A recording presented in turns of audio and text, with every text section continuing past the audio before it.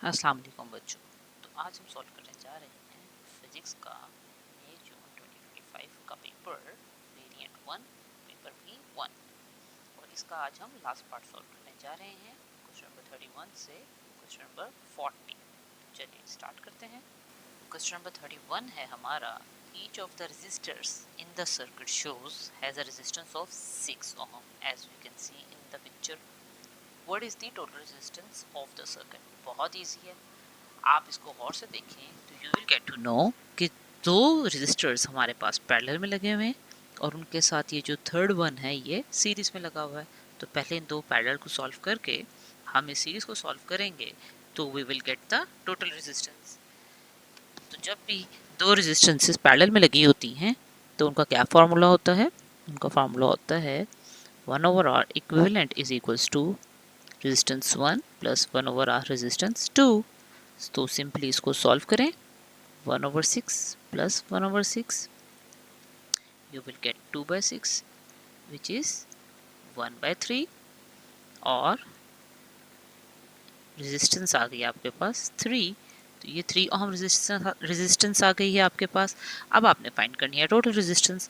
So for series we know we will add this resistance with this parallel combination, तो just add 6 plus 3, 9 ohms would be your answer. So C is the answer. Let's move to question number 32. Question number 32 को बच्चों बहुत ही ध्यान से समझिएगा, बहुत ही technical point है इसके अंदर। तो चलिए स्टार्ट करते हैं। An alternating current AC generator is connected to an oscilloscope. The diagram show the trace produced on the oscilloscope screen. यहाँ पे हम देख सकते हैं what are the possible angles between the plane of the coil and the magnetic field direction at the times represented at the point 1, 2 and 3. Okay. So उन्होंने basically हमसे पूछा है the angle between plane of the coil and magnetic field. अच्छा, अब graph में वैसे तो उन्होंने हमें नहीं बताया कि y एक्सिस पे क्या है और x एक्सिस पे क्या है और हाउ कैन वी टेल। तो वैसे तो उन्होंने हमें ग्राफ में नहीं बताया कि वेयर इज मैग्नेटिक फील्ड और y एक्सिस पे आपके क्या है और x एक्सिस पे क्या है, तो हाउ कैन वी टेल। तो सबसे पहले बच्चों जो आपने याद रखना है, जो भी एसी जनरेटर का ऑसिलोस्कोप पे ग्राफ प्लॉट होता है उसके y एक्सिस पे क्या होता है ईएमएफ और x एक्सिस पे होता है टाइम। ठीक है, सो ये दो बातें जब आपको याद रहेंगी तो आपके लिए इस तरह के क्वेश्चंस का आंसर करना बहुत आसान हो जाएगा। अब y एक्सिस के इस पॉइंट पे जीरो वैल्यू है, तो जब भी ईएमएफ जीरो होती है तो मैग्नेटिक फील्ड क्या होती है मैक्सिमम या वर्टिकल।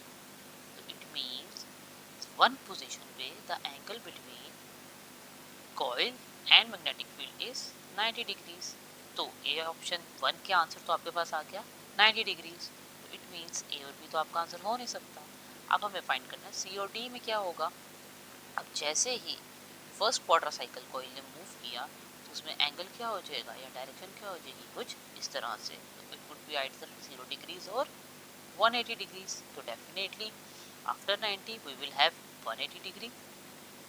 वैसे तो we got the answer but let's see 3 पे वैल्यू क्या है।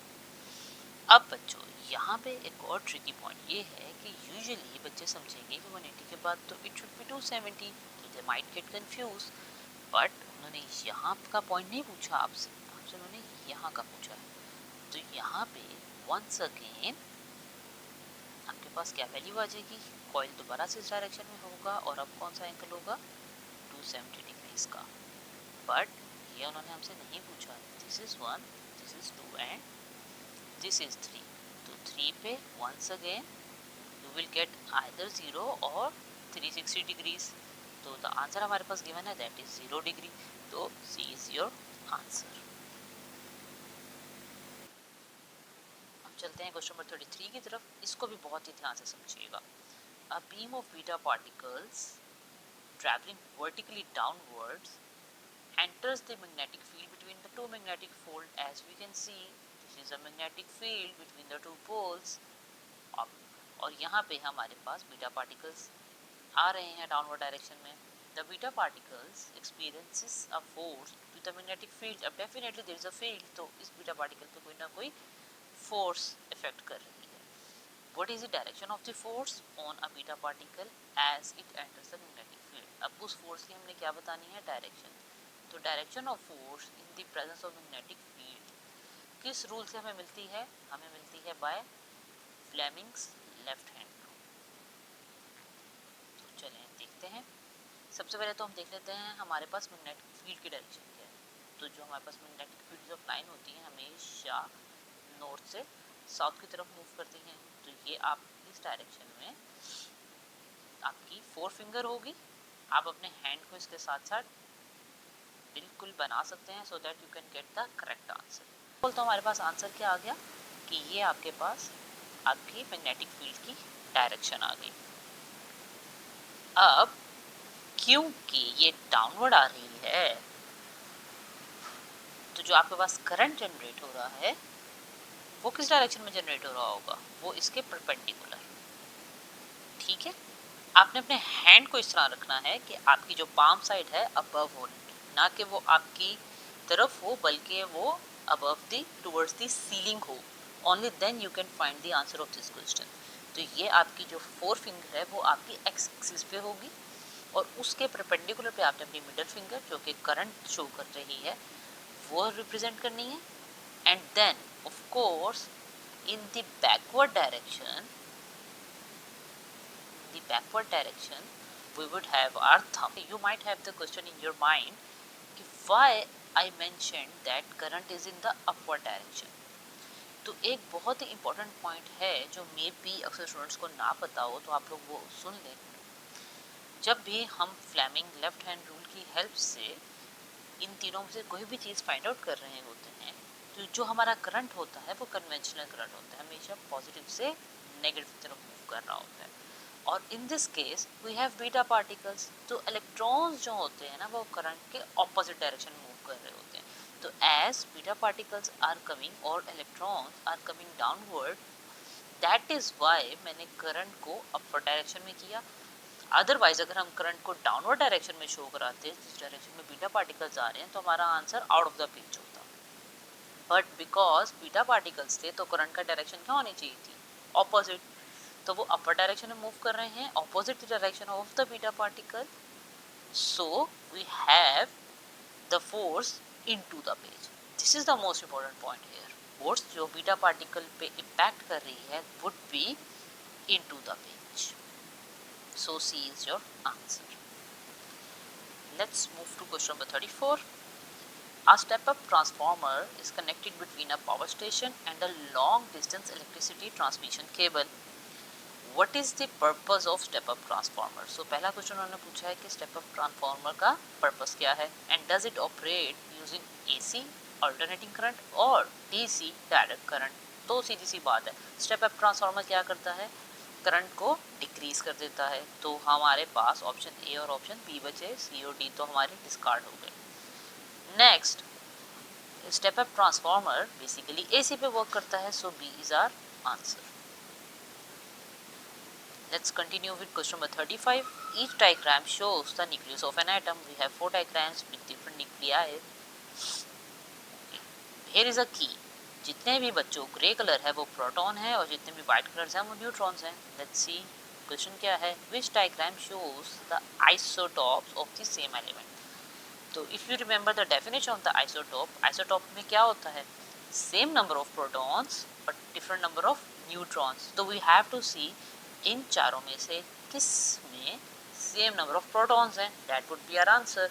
सो in first diagram we have 3 protons, in next we have 6. This cannot be the pair, 1 और 2 नहीं हो सकते. देन वी हैव 5, ये भी नहीं हो सकता. Then we have 4, so 1 and 4. Do we have? Yes, we have. Option B पे हमारे पास 1 and 4 है. So this is our answer. अब मूव करते हैं क्वेश्चन नंबर 36 की तरफ. A radioactive nucleus X decays to an other radioactive nucleus. ठीक हो गया. After a number of decays, the stable nuclei Q is produced. The proton number X is equal to that of Q. Okay. The nucleon number, which is the mass number of X, is 4 more than that of Q which radiations are emitted to produce. अच्छा, तो इसकी situation ये है कि पहले आप इसको understand कर लें, फिर हम इसको सॉल्व करते हैं। सिचुएशन ये है कि ये जो आपके पास एक रेडियो एक्टिव न्यूक्लियस था, ये डिके होना शुरू हुआ और ये डिके होते होते नंबर ऑफ डिकेज के बाद ये एक क्यू में कन्वर्ट हो गया, ठीक है, जो कि एक स्टेबल न्यूक्लियाई था। पहले वो रेडियो एक्टिव था और अब वो क्या हो गया, स्टेबल न्यूक्लियाई। अब सिचुएशन क्या हुई, एक्स से क्यू तक आते आते जो प्रोटॉन नंबर थे वो सेम थे, एक्स और क्यू के प्रोटॉन नंबर सेम रहे, बट उनका मास नंबर जो है एक्स का, x is 4 more than that of Q. So it means कि क्यू के, लेट्स सपोज अगर 40 थे एक्स के मास नंबर, तो क्यू का कितना होगा 36, क्योंकि उसका 4 मोर देन दैट है। बट अगर लेट्स सपोज अगेन 24 है एक्स का प्रोटॉन नंबर, तो क्यू का भी प्रोटॉन नंबर 24 ही होगा।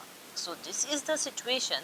जैसे कि अभी मैंने आपको बताया कि अगर x है और इसके पास प्रोटॉन नंबर, सॉरी इसके पास मास नंबर 40 है, तो q के पास क्या हो जाना चाहिए था 36। बट अगर उसका एटॉमिक नंबर या उसका प्रोटॉन नंबर 24 है, तो इसका भी क्या ही रहा 24। ये तो मैंने अभी सिर्फ और सिर्फ सपोज किया है, ये किसी भी एलिमेंट के एटॉमिक नंबर्स नहीं है, this is not the answer, but हमने एक्चुअली इस सिचुएशन तक पहुंचना है। तो चलिए देखते हैं कि हम इसको कैसे करेंगे। इसको सॉल्व करने के लिए हम एक रेडियो एक्टिव इक्वेशन डेवलप करते हैं। सबसे पहले तो हम देखते हैं और हम सपोज करते हैं कि लेट्स सपोज आपके पास जो अनस्टेबल रेडियो एक्टिव न्यूक्लियाई था, उसका एटॉमिक नंबर हम ए से रिप्रेजेंट कर देते हैं और मास नंबर जेड से, और हमने पहुंचना है कहाँ तक, हमने पहुंचना है यहाँ तक कि हमारे पास फाइनल इक्वेशन आती है z-4 और ए हमारे पास क्या रह जाए सेम। ओके, सो अब मुझे बताएं बच्चों, जब भी हमारे पास एक हीलियम रिड्यूस होता है तो वो बेसिकली क्या होता है, यानी कि -4 means helium, 2 proton 2 neutron minus होते हैं, तो बेसिकली एक अल्फा जो होता है रिड्यूस होता है। सो सबसे पहले तो इसमें से एक अल्फा पार्टिकल रिलीज होगा, that would B Q z-4, but उसके 2 प्रोटॉन भी हमें माइनस करने पड़ेंगे, तो ये अभी हमारे इसके इक्वल ना हुआ। सो एक तो हो गया हमारे पास 1 अल्फा पार्टिकल, ठीक है, हम अपनी z-4 की इक्वेशन पे पहुंच चुके हैं। तो 2 अल्फा पार्टिकल्स और 2 अल्फा पार्टिकल वाली इक्वेशन आप इसी से ही ए और सी ऑप्शन को माइनस कर सकते हो। अब बच्चों बच गया हमारे पास इस -2 को वापस हमें ए पे लेके जाना है, तो ये कैसे पॉसिबल है। इस क्यू को मैं थोड़ा सा वापस यहाँ आके लिखती हूँ। अभी हम यहाँ तक पहुँचे हैं, अब हमने स्टिल यहाँ तक पहुँचना है। तो यहाँ तक पहुँचने के लिए जैसे ही हमारे पास एक बीटा पार्टिकल रिड्यूस होगा, तो ये एक हमारे पास प्रोटॉन ऐड हो जाएगा। अगर 2 बीटा पार्टिकल हो जाएंगे तो क्या होगा, तो उसका मास नंबर इंक्रीज हो जाएगा बाय 2। तो इन दिस वे अगर हमारे पास 2 बीटा पार्टिकल रिड्यूस होते हैं तो हम इस इक्वेशन तक पहुंच जाते हैं। So your answer would be 1 alpha particle and 2 beta particles. Is your answer. Let's move to question number 37. The graph shows the result of an experiment to measure the count rate of a radioactive isotope. So this is the graph. What is the half life of the isotope? अब बच्चों ये graph हमें क्या बता रहा है, ये graph हमें बता रहा है कि ये आइसोटोप आपका रेडियोएक्टिव आइसोटोप कैसे कैसे रिड्यूस हुआ। तो हाफ लाइफ क्या होती है, what is the definition of half life. Half life तब होती है, हाफ लाइफ उसको कहते हैं जब हमारा टोटल नंबर रिड्यूस होके क्या हो जाए, हाफ हो जाए, ठीक है ना। तो हमारे पास 1000 वैल्यू थी स्टार्टिंग में और हमारे पास कितनी अमाउंट बच जानी चाहिए 500, तो जो वैल्यू हमें 500 दे रही होगी that would be our half life. So this is the point and if we mark a line from here 60, so 60 is your half life. A is your answer. Let's solve question number 38. During fusion, a nucleus of uranium-235 absorbed 1 neutron to produce 2 daughter nuclei and 3 neutrons. ठीक है, krypton is one of the daughter nuclei and it contains 92 nucleons. How many nucleons does the other daughter nuclei contains। Okay, so बहुत simple सी बात है, आपको एक reaction बताया गया है। रिएक्शन के रिएक्टेंट्स जो हैं वो बेसिकली हैं आपके पास यूरेनियम 235 प्लस उसमें एब्जॉर्ब हुआ 1 न्यूट्रॉन, ठीक है। और रिजल्ट में आपके पास बना एक क्रिप्टॉन प्लस 3 न्यूक्लियाई और कोई भी ए, लेट्स सपोज ए एक अदर डॉटर न्यूक्लियाई था, बिकॉज उसने कहा कि 2 डॉटर न्यूक्लियाई थे। 1 इज क्रिप्टॉन, उसका उसने हमें बता दिया। सेकंड उसने हमें नहीं बताया, दैट वुड बी एनोनिमस। और क्रिप्टॉन का उसने हमें न्यूक्लियन नंबर जो बताया दैट इज 92। अब वो हमें कह रहा है बताएं जो सेकंड डॉटर न्यूक्लियाई है उसके कितने न्यूक्लियॉन्स हैं। वेरी सिंपल, अब आप एक साइड के ऐड करके तो सेकंड साइड से सब्ट्रैक्ट करते हो तो you will get the answer of the nucleon number of this. तो we have 236 at the right side, 235 plus 1 nucleus 236 would be equal to 92 plus बेटा ये 3 है, ये 1 है बट ये 3 तो टोटल ये 3 हो जाएंगे और हमें x फाइंड करना है। तो जब आप इसको सॉल्व करोगे ये 95 होगा, 95 इधर आएगा तो 236 minus 95 would give you 141। so B is your answer, 141। Let's move to question number 39.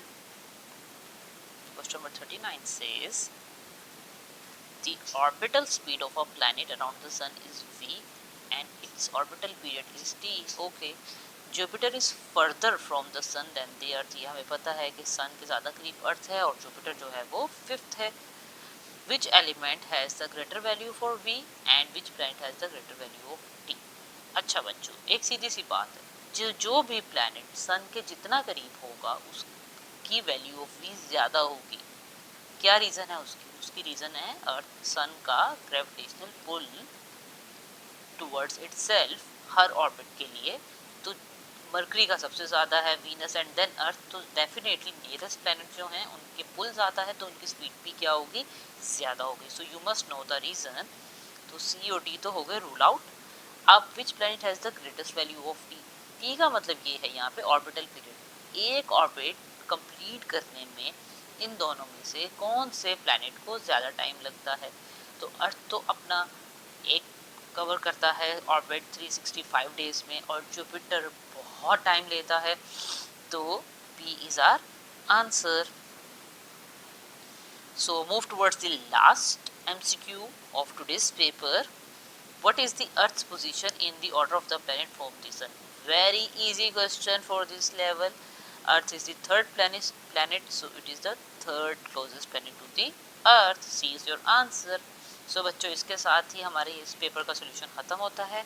I hope कि आपको बहुत अच्छे से समझ आया होगा। इफ़ स्टिल आपको कोई भी कन्फ्यूजन है, कोई भी बात समझ नहीं आई है तो आप कमेंट करके पूछ सकते हैं। और नेक्स्ट कौन सा पेपर आप सॉल्व करवाना चाहते हैं वो भी बताएं।